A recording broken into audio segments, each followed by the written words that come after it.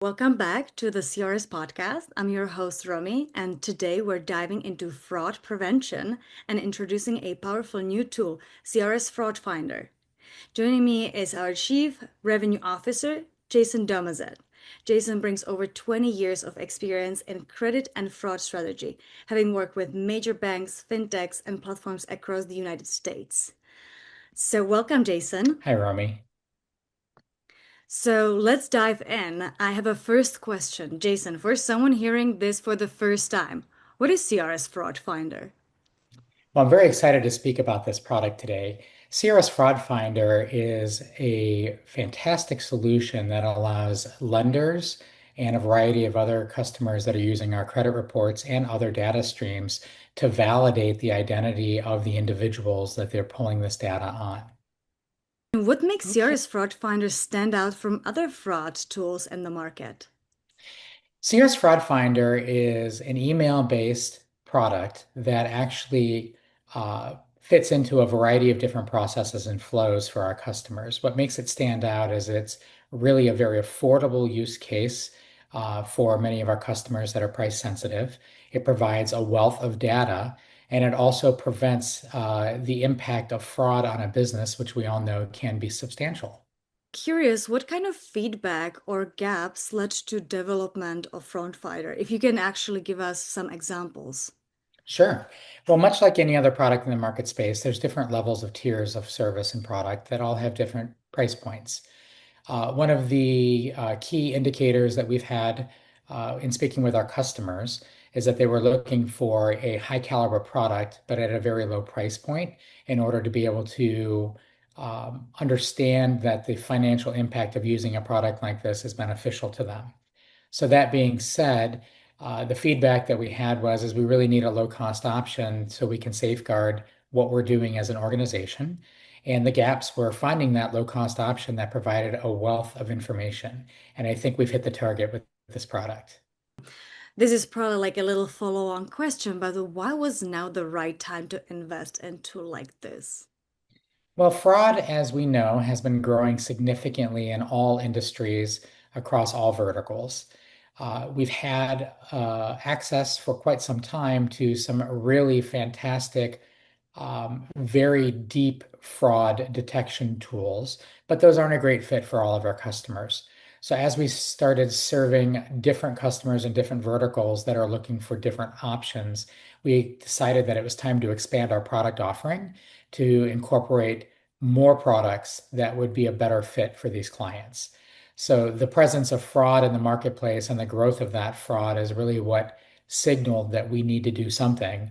And then after having substantial customer conversations, we identified what direction we needed to move in order for it to be well received. Well said. I would like to get into some details. So Sure. what's inside the product? Let's talk through some major signals, for example, fraud score, device and IP intelligence, and so on. Sure. So the product operates in a few different ways. First is the minimum data entry that we would require in order to be able to identify whether or not there's fraud would be customer name, customer email address. Those are the minimal data points. The reason that that is important is because we're going to look at the usage of that email and whether or not it has been um, known to be used in fraudulent scenarios in the past. We're also going to look at how long that email has been in place. Is this somebody who just created a new email address yesterday? We're going to look at things like domain. We're going to look at things like IP address. Along with that, we can also incorporate the potential applicant's address, the potential applicant's phone number. And then we can take a much deeper dive into that applicant if that information is made available. So we will match whether or not that address is associated with that individual's email and and then associated with that individual's name. We're also going to take a look at that phone number. If that phone number is associated with a landline or a cell line. If it's a cell line, what's the carrier? How long has that phone been associated with the individual that or that the applicant that the information was provided for? Same thing with IP address. One of the leading indicators is whether or not that IP address is a foreign IP address or a national IP address. Is that IP address been associated with different consortiums for having been the basis for fraudulent activity?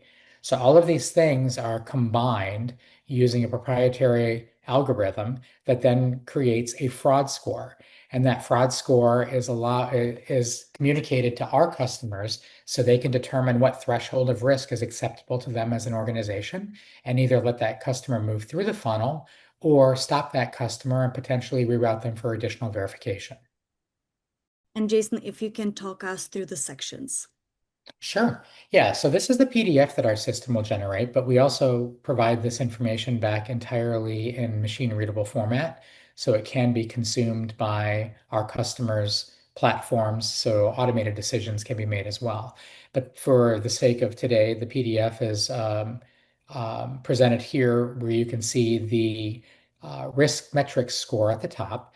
Now, this is a combination of all the factors that I spoke to earlier, where there is an algorithm that determines whether or not these factors are considered high or low risk. As our customer, you'll be able to deem what risk threshold is acceptable for the products or services that you're offering, depending on how you wish to funnel that customer through your process. So, what we're looking at here is the email validation. We're going to look at domain type. Is this an odd domain? Is it a Gmail address? And we're talking about somebody who's applying for business financing. Is this a domain that might be significantly dated that normally isn't in use by most customers?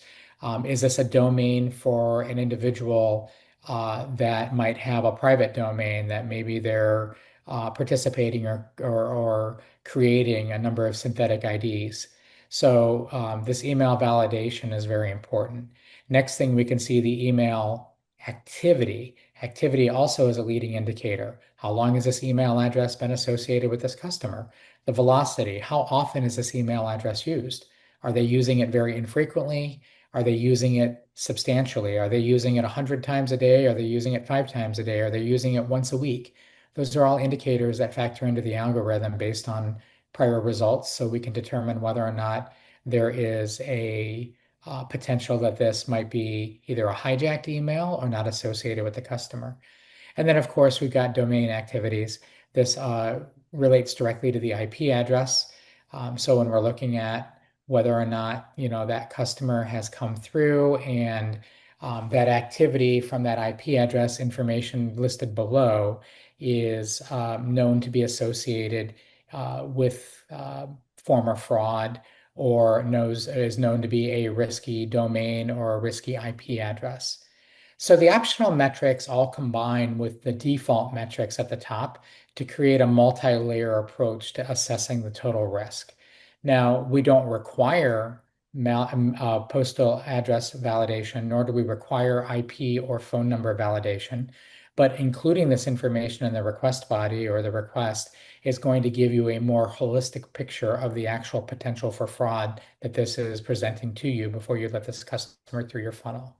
So the postal address, once again, as I stated before, will determine whether or not this is an address that is associated with this individual.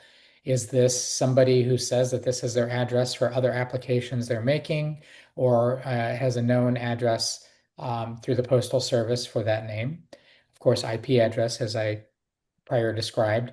It's what's key here is that within the United States? Is that outside of the United States? Is that address known to have risky or fraudulent activity in the past? And then phone number. This is a very powerful verification where we can determine whether or not it's a landline. We can determine whether or not it's a cell phone. Is it prepaid? Is it actually associated with the customer's name who is the applicant? And that's where the owner details come into play. So all of these components are assessed individually and then combined to create that risk score that you can then use as our client to determine how best to move this customer through your process.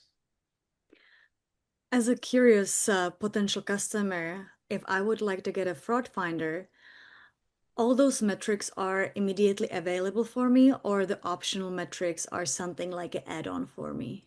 Actually, they're all available immediately. We decided to go with an implementation that allows for all of these to be requested on every single request response that we receive. Now, if you choose to not include the optional items like phone number, address, or IP address, we'll just return that there's no data or no available information for that.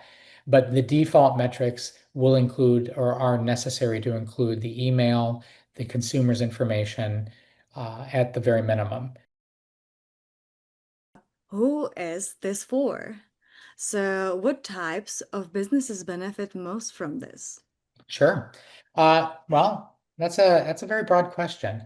I would say that any business that's going to be pulling protected information or regulated data on any particular consumer should be using a product like this to validate that they are speaking to an applicant and that it's not a potential fraud scenario, whether it be public or private data, whether it be credit report data, whether or not you as the business are um, um, using your resources to process this customer. There's a time cost and an operational cost to processing these applications. And using this to weed out potential fraudsters on the front end will save you not only on the cost of the data, but on the internal cost of processing potentially fraudulent applications.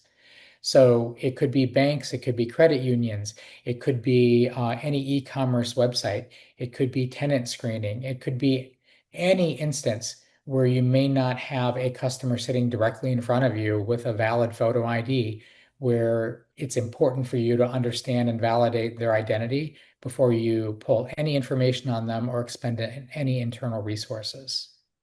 So let's talk about how to get started. So, if I'm a customer, how do I start using Fraud Finder? Sure. There's a couple of different ways. As I stated, you can access it using our web portal. So you could go in and create manual orders and receive a PDF. You can also choose to implement it via API. So where we would start is with the contracting process. It's very simple. We would just have you request to activate this product with us. We would create or schedule a meeting with our tech services team to talk about how you wish to receive this data. And then we would move forward with either implementation or credentialing and web URL access. It's very simple. We're offering a free trial for some of our customers now that would like to start using this product for the first 30 days. We'll give you a set number of accounts that you can test this on your customer base to validate the benefit of having this product as part of your offering.